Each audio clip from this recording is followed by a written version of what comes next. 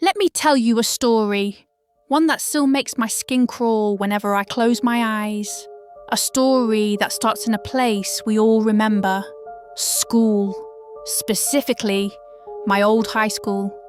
Nestled in the middle of a town so small you could blink and miss it. You know the kind of school I'm talking about. The kind with yellowing linoleum floors, creaking lockers, and water fountains that haven't worked right since the 90s. Where the gym still smells like sweat from 20 years ago, and every teacher is either waiting to retire or too tired to care.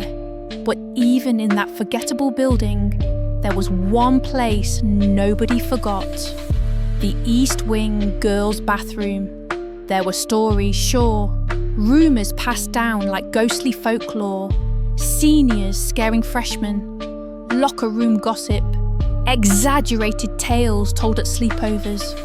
But every story, every whisper, always pointed back to that one bathroom, because everyone knew she still haunts the girls' bathroom.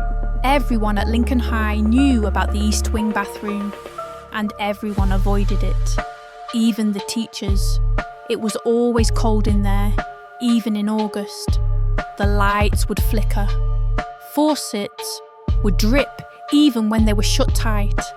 The second stall from the left, always locked, rusted shut, or at least that's what we told ourselves. No one ever used it, not after what happened. See, the story went like this. Back in the fall of 1963, a girl named Eleanor Markham was a student at Lincoln High. She was quiet, strange, they said, kept to herself. Her clothes were always a little out of date, her books always worn, and her hair hung low enough to hide her face. She didn't have friends. She didn't get invited to parties. She wasn't the kind of girl people remembered. Until the day she died. They say Eleanor was found in that very bathroom, second stall, after school, alone. Her wrists were cut, a broken mirror shard in her hand, and the word liar scrawled across the mirror in her blood. It was ruled a suicide. Closed case, grief counsellors, assembly, flowers on her locker. But that wasn't the end, not even close. The first girl to see her ghost was Julia Barnes. It happened just 2 weeks after Eleanor's death. Julia had stayed late after cheer practice and went to use the bathroom. She told people later that the light started flickering as soon as she entered.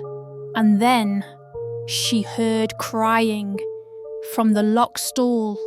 When she bent down to look underneath, she saw 2 feet, bare, pale, facing the wall. Julia ran out screaming, said the mirror was fogged up and the words, "I'm still here," were written in the condensation. Nobody believed her, not until a second girl saw her, then a third. By the time I started teaching at Lincoln High, the stories had taken on a life of their own. I wasn't one for ghost tales. I believed in facts, in science, in reason. That belief lasted exactly 8 weeks until I saw her. It was late October when it happened. I was staying after hours to grade some midterm essays. Most of the school had cleared out. It was just me, a janitor pushing a squeaky cart down the hallway, and the sound of distant rain tapping against the window panes. That's when I heard it, a soft hum, faint, melancholy, familiar, in a way that crawled under your skin. It was coming from the East Wing. I stepped into the hallway. Every instinct told me to ignore it, to go home, forget it, sleep it off. But I didn't. I followed the sound. It led me straight to the girls' bathroom. The door was ajar. The hum stopped the moment I touched it. Inside, it was dark. The light flickered once and steadied. The sink was dripping, and in the mirror, Fog despite the cold, a message appeared, right in front of me. "You see me now!" My breath caught in my throat. I spun around, heart racing, but no one was there.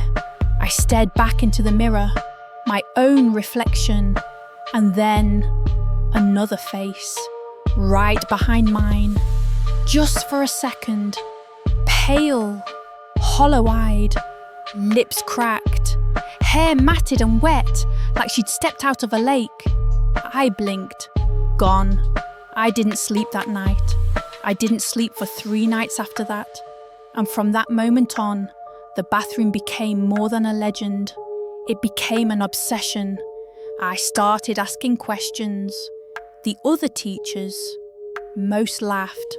Some shrugged, but a few, they went quiet, like the memories were things they tried to bury. One of them, Mrs. Harold, had been a student at Lincoln when Eleanor died. She pulled me aside in the staff lounge one afternoon. "I remember her," she said. "We all do, but we pretended we didn't.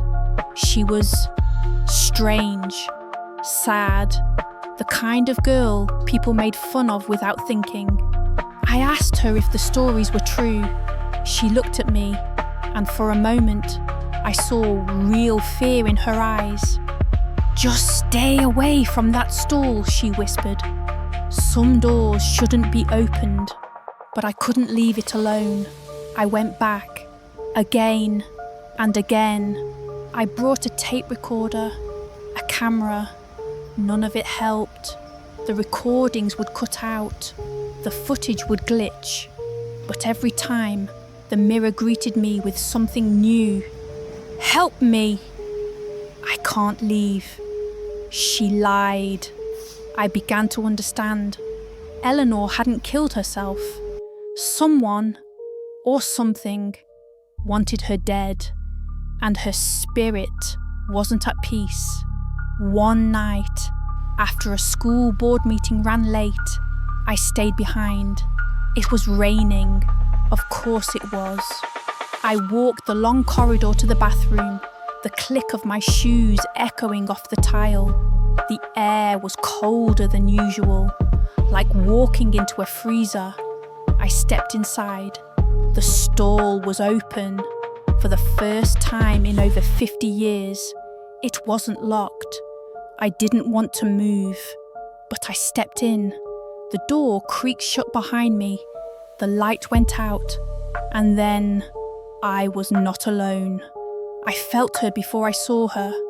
The stall filled with the scent of damp earth, mould, old blood.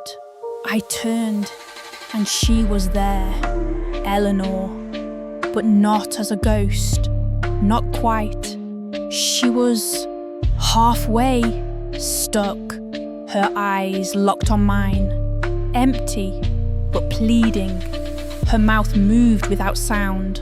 Her fingers trembled, reaching toward me, and then the stall around me changed. Suddenly, I was in 1963.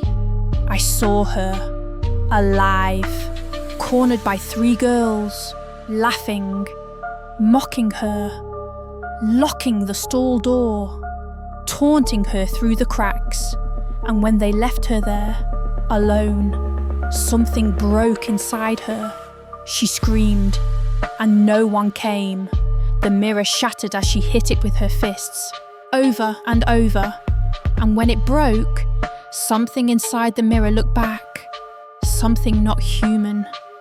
Something hungry. Eleanor didn't take her own life. That thing in the mirror, it took her, and she'd been trapped ever since. When I came to, I was on the bathroom floor. The stall door wide open. Rainwater was dripping from the ceiling, even though there were no pipes above. And in the mirror, just one word: free. I haven't been back since. They sealed the East Wing again, called it renovations. But sometimes I still hear her, in the rain, in the silence, in the mirror, just behind me, because Eleanor Markham is still waiting, and every now and then, she reaches out, hoping the next girl will listen.